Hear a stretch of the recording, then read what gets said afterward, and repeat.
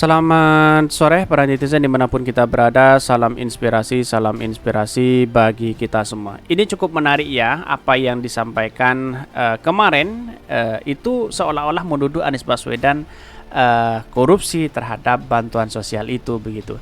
Dan saya jawab kata hari ini begitu kan. Ini soroti pelantikan 13 pejabat DKI, pengamat aneh, ada yang aneh. Padahal pelantikan itu sudah dari dulu untuk menggoreng habis-habisan Anies Baswedan hari ini begitu kan. Seolah-olah masyarakat biar percaya bahwa korupsi di bansos atau di Kementerian Sosial, seolah-olah Anies terlibat di situ begitu. Sangat disayangkan sekali begitu. Untunglah narasi-narasi itu tidak pernah sedikit pun diambil oleh para pendukung Anies Baswedan. Seperti ini sangat luar biasa ya. Ini saya kutip dari Rudy Valinka ya, dari kemarin yang si mulut Rudy Valinka ini menarasinya seolah-olah Anies Baswedan terlibat di situ begitu. Ini mau lihat keterlibatan pejabat Pemprov DKI dan Kisruh pelaksanaan Bansos DKI 2020 ada di berita ini. Nih, bagaimana Kadinsos ya DKI tiba-tiba dicopot pada bulan Februari 2021 lalu diganti dengan orang dadakan, gubernur tanpa fit proper test. Wow, ini sebenarnya bunuh diri begitu. Pak Heru sebagai gubernur tanpa fit proper test, apakah seperti itu? Ini kan jelas sekali gubernur tanpa fit proper test. Ini kan bunuh diri begitu, seolah-olah menyinggung Budi Heru bukan Anies Baswedan begitu. Di mana letak logikanya begitu kan? Bahkan ya si mulut Rudy Valinka ini keluar-keluar begitu terhadap dibenturkan dengan Anies Baswedan. Tetapi tanggapan itu tidak buktinya tidak ada sama sekali begitu. Dan bahkan ini di ujung kasus Bansos DKI 2020 ini kita akan melihat bahwa WTP yang mereka banggakan itu ternyata hanya semu. Setiap hari aduan ASN Pemprov DKI menghampiri akun gue. Wow, 5 tahun di bawah rezim Anies mereka dikendalikan oleh kekuasaan, tidak terbatas orang-orang TGOPP yang otoriter. Wow, sangat menarik ya. Dalam artian bahwa apa? Dalam artian seolah-olah apa yang selama ini ditulis Valinka itu benar begitu kan, dan dituduhkan kepada Anies Baswedan. Untungnya pendukung Anies Baswedan sangat cerdas sekali begitu. Bahkan dibalas ini sama Pacut Sarina ini, orang tercantik di media sosial. Kira-kira seperti itu.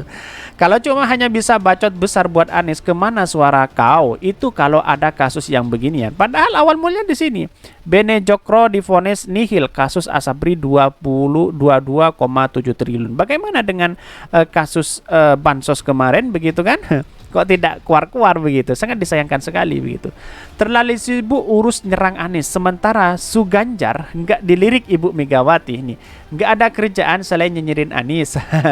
Buzzer kalau nggak fitnah nggak badok ini. Nyindir siapa sih? Emang PJ Gubernur ditunjuk setelah fit and proper test.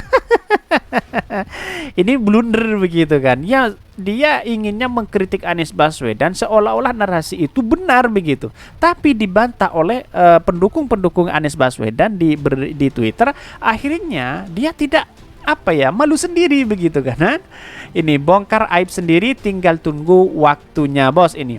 Semua masih dugaan, ini tak ada satupun bukti resmi yang menunjukkan keterlibatan Pak Anies Baswedan. Opini Kurawa seperti melempar bola api. Ini berharap publik pada terbakar. Tak sadar padahal tangannya telah menghitam hangus.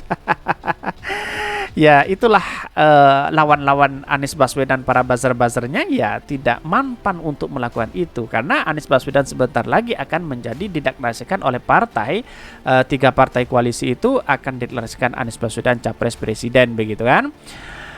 Ini kaum dengki, kaum sirik, kaum pengkhianat ini yang pernah nyerah sebelum menjatuhkan Pak Anies. Semoga Pak Anies selalu dalam lindungan Allah Subhanahu wa taala. Amin amin ya rabbal alamin. Kayak akun ini sibuk ngurusi Anies saja. Enak ya jadi buzzer, sadar doi.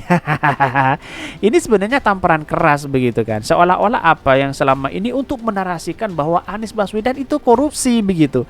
Anies bermain di situ begitu. Tapi nyatanya ya para netizen sangat cerdas sekali, pendukung-pendukung Anies Baswedan. Saya mengapresiasi itu begitu. Dalam artian apa? Dalam artian bahwa narasi-narasi itu narasi-narasi sampahan begitu kan.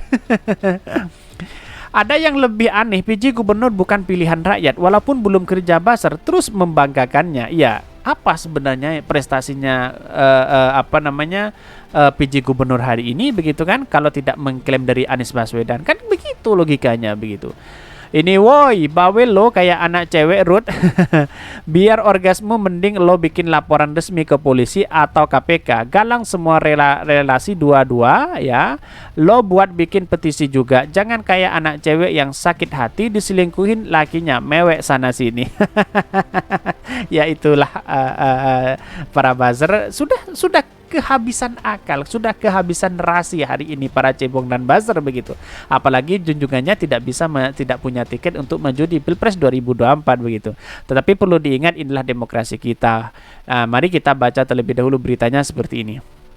Ini beritanya yang dulu Anies Baswedan tempat melantik 3 pejabat DKI dibenturkan dengan ini. Apa korelasinya begitu kan? Tidak ada sama sekali begitu. Hanya dia membenturkan narasi diri sendiri dengan ini begitu, seolah-olah orang-orang akan percaya begitu. Ini pengamat kebijakan publik dari Bot Geding Metropolitan Watch BMW Amir Hamzah menilai ada yang aneh pada pelantikan 13 pejabat eselon oleh Gubernur DKI Jakarta Anies Baswedan di Balai Kota. Lah anehnya gimana? Wong bansosnya sudah memundurkan diri, Anies Baswedan bertindak langsung untuk melantik pejabat begitu kan kalau dibiarkan ya akan lama tidak di posisi itu akan kosong begitu kan. Keanehannya yang pertama, kata pengamat senior, ya namanya pengamat bisa salah bisa benar begitu kan. Ada jabatan kosong karena pejabatnya mengundurkan diri, tapi pejabat yang menggantikannya dilantik tanpa melalui seleksi terbuka. Emang ini harus seleksi begitu? Nah, di mana letak logikanya begitu sebagai pengamat begitu kan begitu. Anies Baswedan sudah bertindak ya pejabat yang kosong agar diisi, agar langsung bekerja kan seperti itu begitu.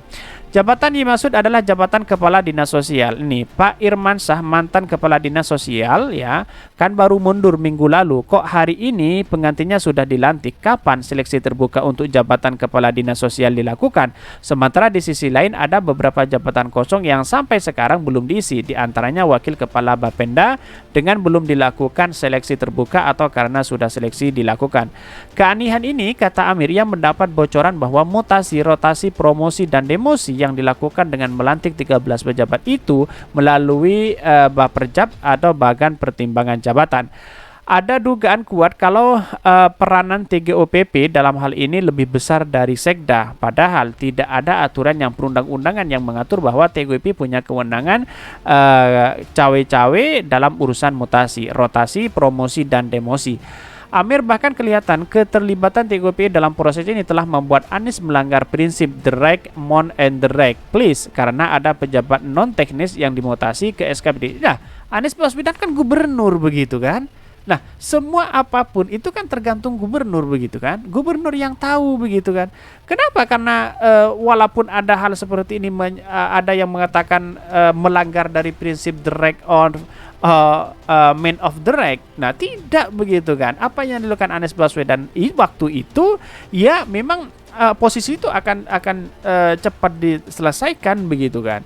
Bahkan ya menurut saya pribadi, apa yang selama ini dengan data-data yang ada, apa yang selama ini dibenturkan ini tidak ada kaitannya dengan bansos yang kemudian viral itu, tidak ada kaitannya sama sekali dengan ini.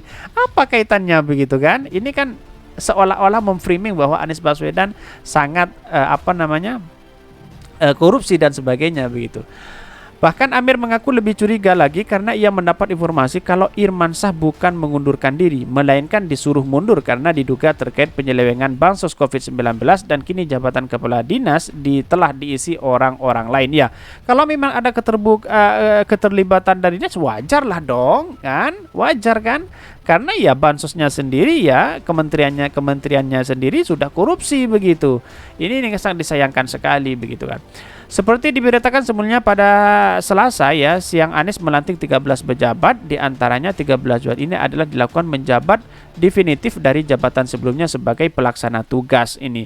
Ke-13 jabat yang dilantik adalah ada Juli Leli Kurniati dan bahkan ada Danlin Mutamainah sebagai Sekretaris Kota Administrasi Jakarta.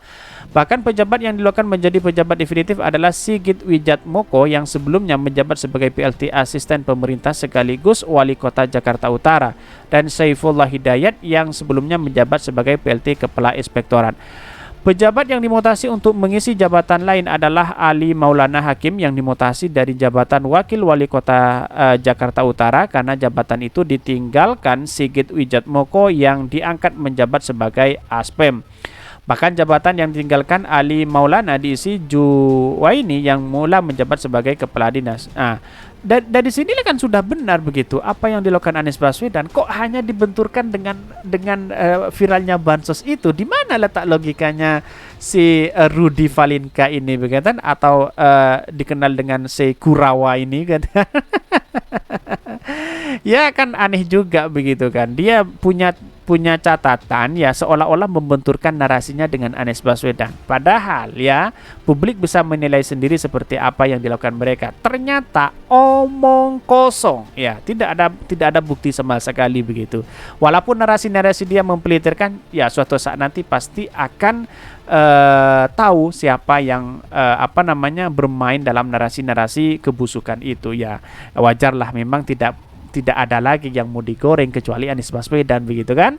Padahal junjungannya sih sudah tidak kena tamparan dari bosnya sendiri. Kira-kira seperti itu.